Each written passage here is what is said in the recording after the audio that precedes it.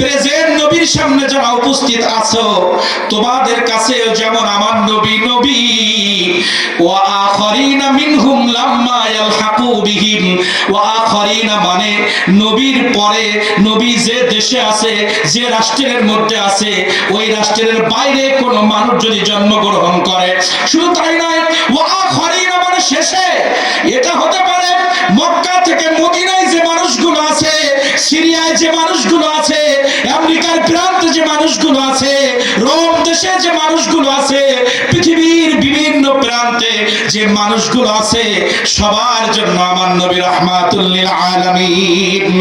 শুধু তাই নয়, লাম্মা ইয়ালহাক, ইয়ালহাক মানে মিলিত হওয়া।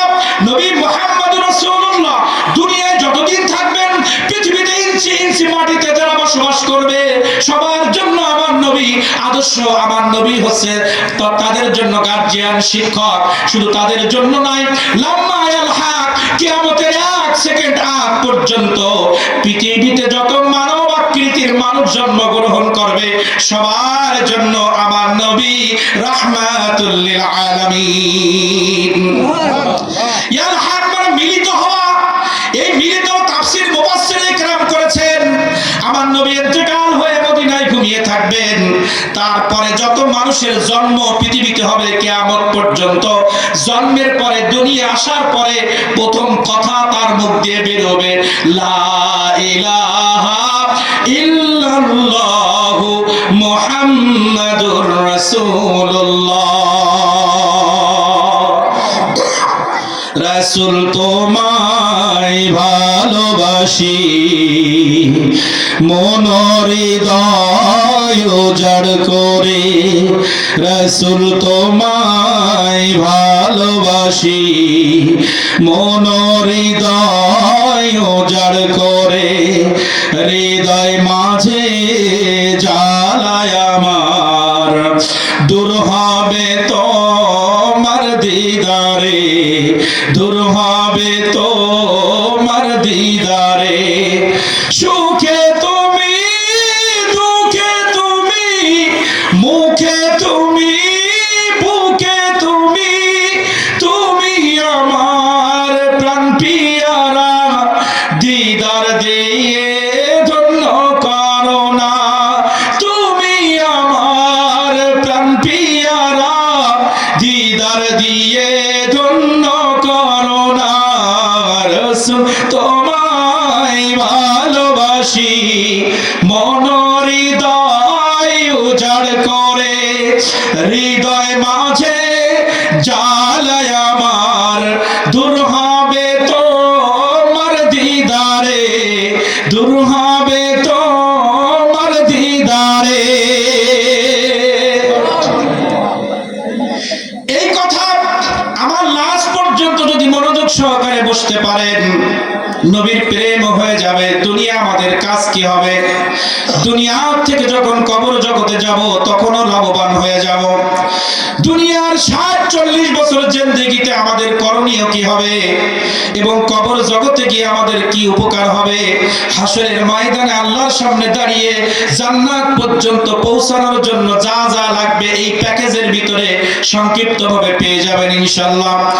যখন আল্লাহ রাব্বুল আলামিন বললেন বাসা পাঠিয়েছি পৃথিবীর জমিনে, শুধু ওই যখন আমি নবীকে পাঠিয়েছি তখন যে মানুষগুলো আছে তাদের জন্য শুধু নবী, তাদের জন্য শুধু নবী মুহাম্মদুর রাসূলুল্লাহ নবী নয়, ওয়া আখারিনা মিনহুম লাম্মা ইয়ালহাকু বিহিম ওয়া হুয়াল আজিজুল হাকীম।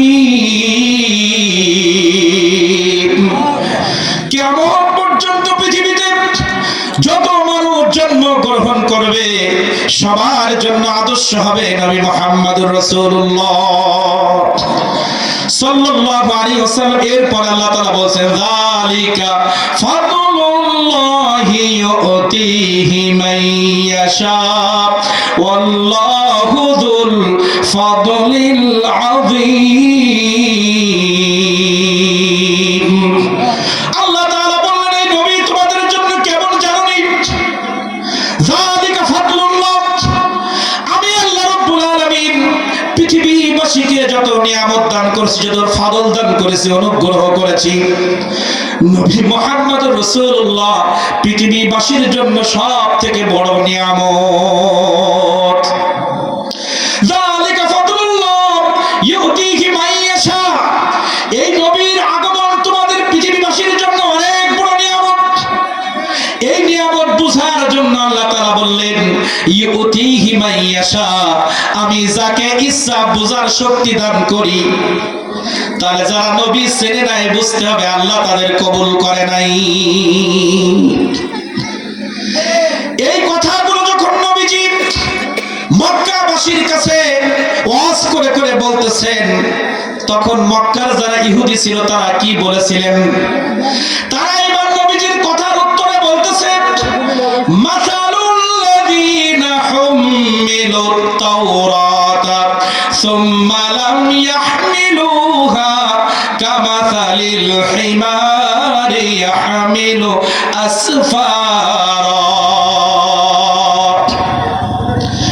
ওই জমিনে যারা ইহুদি ছিল, নাসারা ছিল, তারা আমার নবীকে যখন মানে নাই, তখন আল্লাহ তাআলা বলছেন মাসাল, হে নবী উদাহরণ কেমন গাধা। ইহুদি খ্রিস্টানদেরকে আল্লাহ গাধা বলেছেন। যারা নবী চিনতে পারে নাই তাদেরকে এই আয়াতের মধ্যে আল্লাহ গাধা বলেছেন। হুম্মিলুত তাওরাত মাসালুল্লাযীনা হুম্মিলুত তাওরাত সুম্মা লাম ইয়াহমিলুহা কামাসালিল হিমার। হিমার মানে গাধা। আল্লাহ তাআলা বলছেন যে ইহুদি জাতি আজকে আপনাকে অস্বীকার করতেছে, তাদের কাছে তাওরাত যে কিতাব আমি দিয়েছিলাম মুসা আলাইহিস সালামের কাছে, তারা মুসা আমার নবী ইন্তেকালের আগে আপনি দুনিয়া আসবেন এটা বলে গিয়েছিল, কিন্তু তারা সেটা মানে না। শুধু তাই নয়, তাদের তাওরাতের ভিতরে আপনার যে জীবন বৃত্তান্ত আমি তুলে ধরেছিলাম সেইটা ওই কিতাব থেকে তারা মুছে ফেলেছে, তারা ওখান থেকে সেটা আউট করে দিয়েছে। তা গাধা কেন বললেন? তাদের কাছে তাওরাত আছে, আপনার আগমনের আলোচনা আছে, জানার পরেও তারা মানতেছে না। যারা জানার পরে মানে না তারা আর মানুষ থাকে না।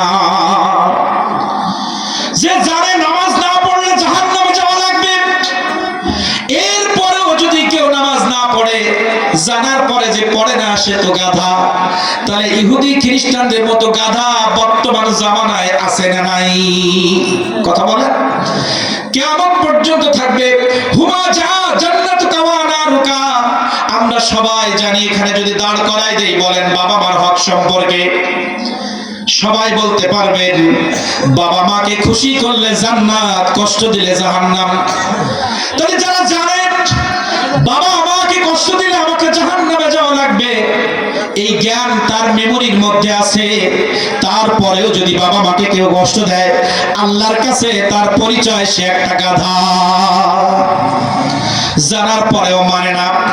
যখন এমনি ভাবে নবী মুহাম্মদ রাসূলুল্লাহ সাল্লাল্লাহু আলাইহি ওয়াসাল্লামের কথাগুলো তারা অমান্য করা শুরু করলো, তারা এবার বলতেছে হে মুহাম্মদ রাসূলুল্লাহ সাল্লাল্লাহু আলাইহি ওয়াসাল্লাম, তুমি তো কোরআন মাজিদের দাওয়াত দিচ্ছ, এটাও আল্লাহর পক্ষ থেকে কিতাব, কিন্তু আমরা যে তাওরাতের অনুসরণ করি ওটাও তো আল্লাহর পক্ষ থেকে কিতাব। দেখেন কত বড় বেয়াদব।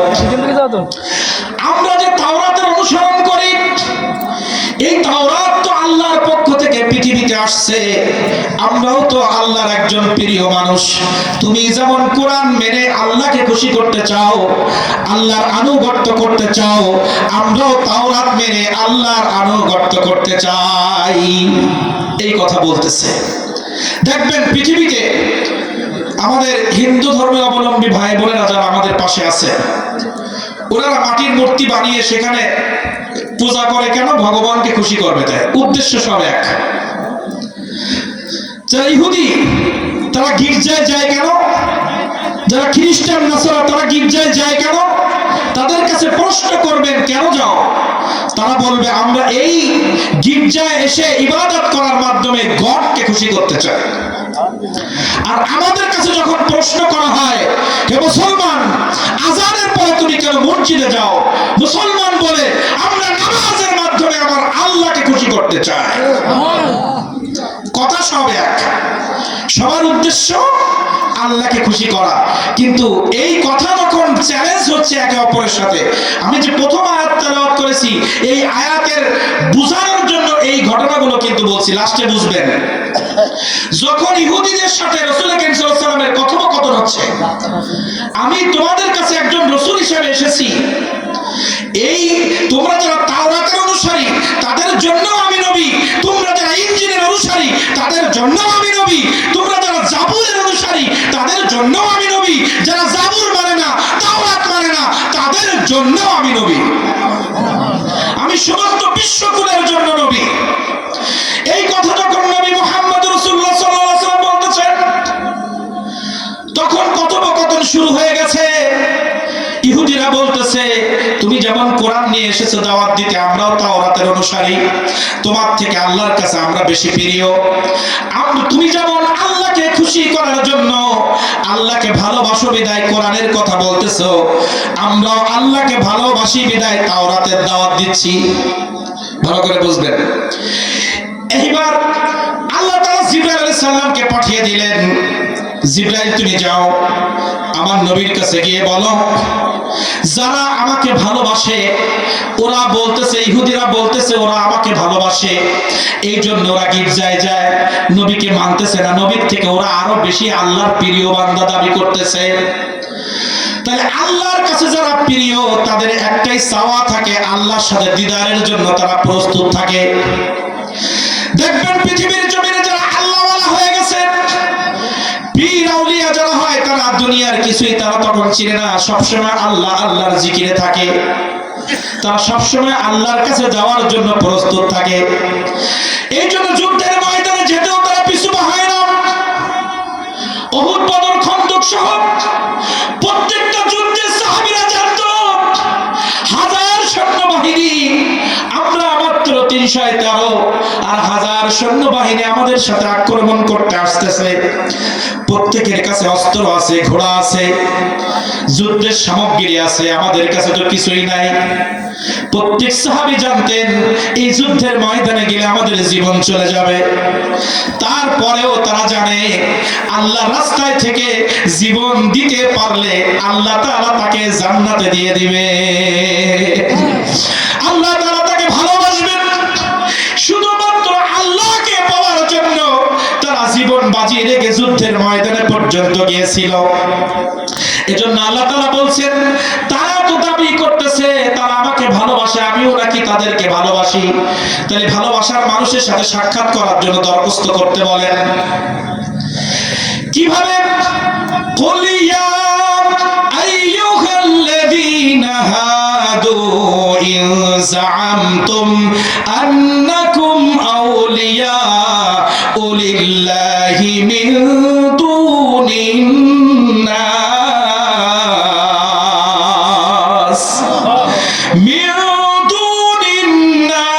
ফাতামান্নাউল মাউতা ইন কুনতুম সাদিকিন। আল্লাহ তাআলা বলেন, কুল হে নবী আপনি ওদেরকে বলেন যে ইহুদি, খ্রিস্টান, নাসারা তারা কুরআন মাজিদ বাদ দিয়ে, আপনাকে বাদ দিয়ে, যারা তাওরাতের অনুসরণ করে, যারা আমাকে মূর্তি পূজা করে গির্জায় গিয়ে যারা আমি আল্লাহ আমাকে খুশি করেছে এরা দাবি করতেছে, তাদেরকে আপনি বলেন আমার কাছে মৃত্যু কামনা করতে। তারা যদি আমার প্রিয় হয়ে থাকে, তারা মরে যাওয়ার সাথে সাথে আমি তাদেরকে জান্নাত দিয়ে দিব।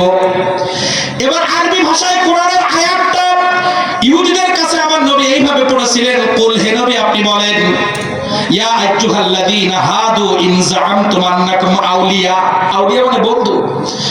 এই ইহুদি জাতি, তোমরা যদি আমার থেকে আল্লাহর কাছে অনেক প্রিয় বন্ধু হয়ে থাকো, ওলি হয়ে থাকো, তাহলে তোমরা আউলিয়া যদি বন্ধু হয়ে থাকো, ফাতামান্নাউল মাউত, তোমরা আল্লাহর কাছে এক্ষুনি মৃত্যু কামনা করো। ইন কুনতুম সাদিকিন, তোমরা তোমাদের কথার যদি সত্যবাদী হয়ে থাকো, এক্ষুনি আল্লাহর কাছে তোমরা মৃত্যু কামনা করো। এই কথা বলার পরে আর কথা বলে না। এরপরে আয়াতে আল্লাহ তাআলা বললেন, হে নবী কোশ্চিন কালে ওরা আমার কাছে মৃত্যু কামনা করবে না। ওয়ালা ইয়াতামান্নাউনাহু আবাদাম বিমা কদ্দামাত আইদিহিম ওয়াল্লাহু আলিমুম বিয-যালিমিন।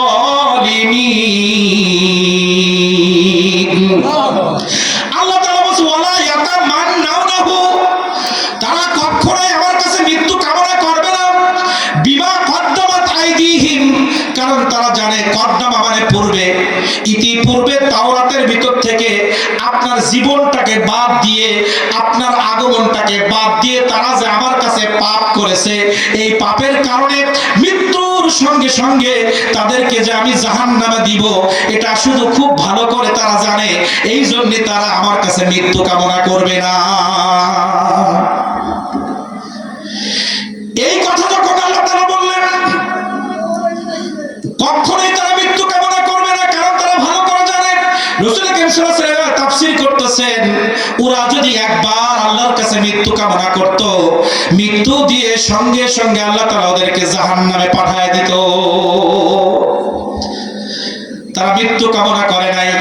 যখন মৃত্যু কামনা করে নাই, তখন আল্লাহ তাআলা আবার আয়াত নাযিল করলেন, হে রাসূল, তারা মৃত্যু থেকে পলায়ন করতে চাচ্ছে, আমার সাথে দেখা করতে চায় না, কিন্তু আপনি তাদেরকে বলে দেন, পৃথিবীতে মানুষ আকৃতিতে যারা গিয়েছে, রুহু জগৎ থেকে পৃথিবীর জমিনে যার শরীরে আমি রুহু দিয়েছি, ওই রুহু সে চাইলেও আমার কাছে আসা লাগবে, না চাইলেও আমার কাছে আসা লাগবে।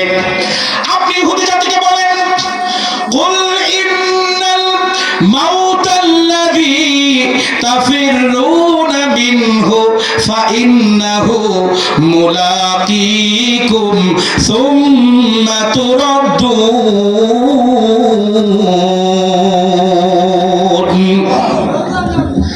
আল্লাহ তাআলা বলেন, কুল হে নবী আপনি বলেন, ইন্নাল মাউতাল্লাযী, যখন মৃত্যুর সময় এসে যাবে, যখন রূহের ডেট ফুরিয়ে যাবে, ইন্নাল মাউতাল্লাযী তাফিরুনা মিনহু, পৃথিবীতে সে হোক ইহুদি, সে হোক খ্রিস্টান, বৌদ্ধ, মুসলিম, যে জাতির মানুষ সে হোক না কেন, আমি যখন রুহু জগৎ থেকে মায়ের গর্ভে আমি দুনিয়া আসার জন্য রুহুটাকে যখন ট্রান্সফার করেছিলাম, রুহু জগৎ থেকে মায়ের গর্ভে, জিবরাইল আলাইহিস সালাম যখন আব্দুর রহমান, আব্দুস সালাম, জিয়াউর রহমান, তার মায়ের গর্ভে 120 দিন বয়স হওয়ার পরে যখন রুহুটা জিবরাইল ফুঁকে দিয়েছিল আমার অনুমতি ক্রমে, তখন জিবরাইল রুহু দেওয়ার সময় বলে দিয়েছিল এই রুহুর মেয়াদ 10 বছর কি 20 বছর কি 50 বছর।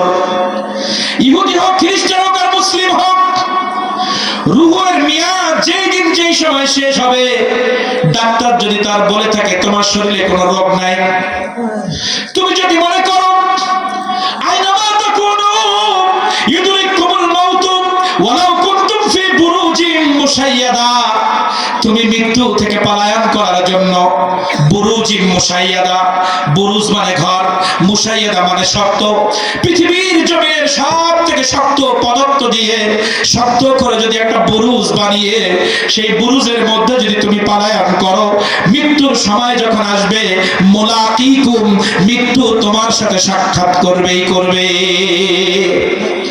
প্রতিদিন আজরাইল আলাইহিস সালামের কাছে আল্লাহ রাব্বুল আলামিনের পক্ষ থেকে প্রতিদিন কোনদিন 1 লক্ষ, কোনদিন 1000, কোনদিন 500, 100, এইভাবে নাম সহ আজরাইলের হাতে যখন লিস্ট দেওয়া হয়, দেখবেন একটা গাড়ি খুলনা থেকে বা সাতক্ষীরা থেকে ঢাকায় রওনা দিয়েছে।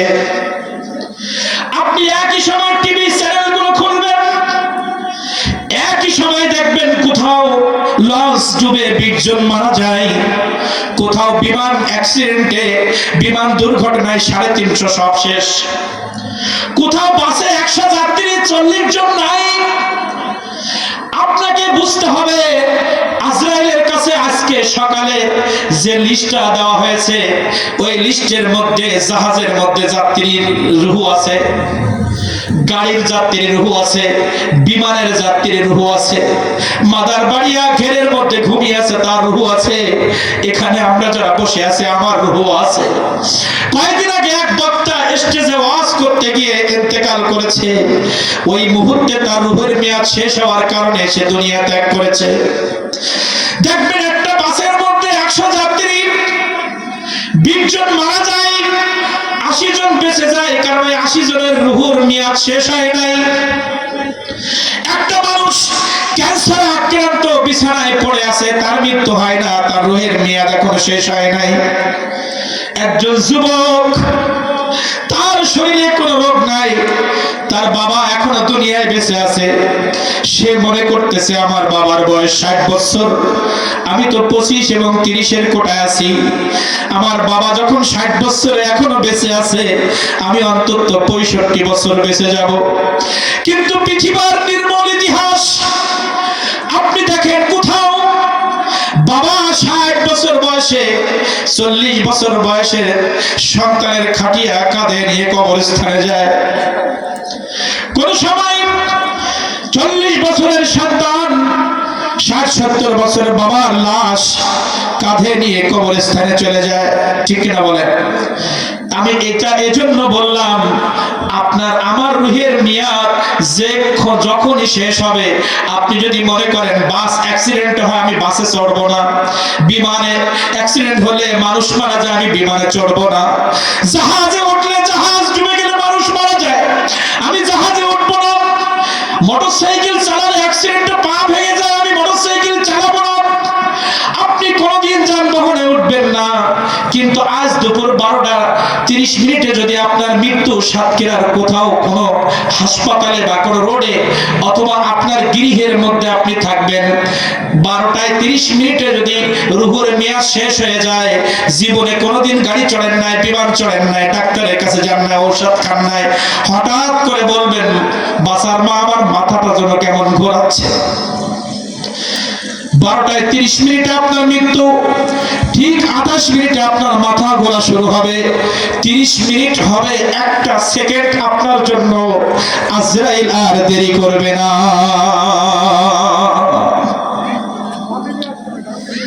আর কোন সময় দেরি হবে না, তখনই আপনার মৃত্যু হয়ে যাবে। আল্লাহ তাআলা এই মৃত্যু সম্পর্কে বললেন, ওয়ালাই ইউআখিরুল্লাহু নাফসান ইযা জাআ আজালুহা, ওয়ালাই ইউআখির, যখন শেষ হয়ে যাবে মেয়াদ, নাফসান কোন রূহের মেয়াদ যখন শেষ হয়ে যাবে, ইযা জাআ আজালুহা, 1 সেকেন্ড দেরি করা হবে না, যে অবস্থায় থাকবে ওই অবস্থায় তার মৃত্যু হয়ে যাবে। ইহুদিদেরকে বললেন, তোমরা যে মৃত্যু কামনা করলা না, কিন্তু আল্লাহ তাআলা জানিয়ে দিয়েছেন মৃত্যু থেকে বাঁচা যায় না। এই সব কিছু কথা কেন বললাম? যখন এই কথোপকথন ইহুদিদের সাথে আল্লাহ রাসূলের হচ্ছে, তখন আল্লাহ তাআলা আয়াত নাযিল করে দিলেন, কুল ইন কুনতুম তুহিব্বুনাল্লাহা ফাত্তাবিউনি ইউহিব্বুকুমুল্লাহ